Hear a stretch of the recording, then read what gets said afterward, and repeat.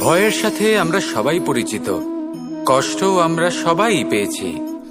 কখনো কখনো আমরা অসুস্থ হয়ে পড়ি, আর এমন সময় হলে মাতার মমতা, কখনো বাবার স্নেহ, কখনো বন্ধুদের পাশে থাকার অনুভূতি আমাদের রোগ নিরাময়ে সাহায্য করে।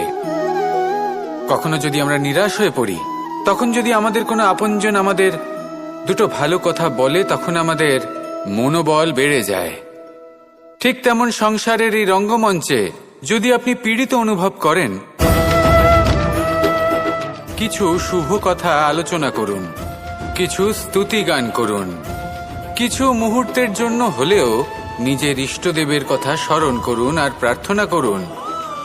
সাহস বাড়বে, শক্তিও বৃদ্ধি পাবে এবং সামনে এগিয়ে চলার পথও দেখতে পাবেন।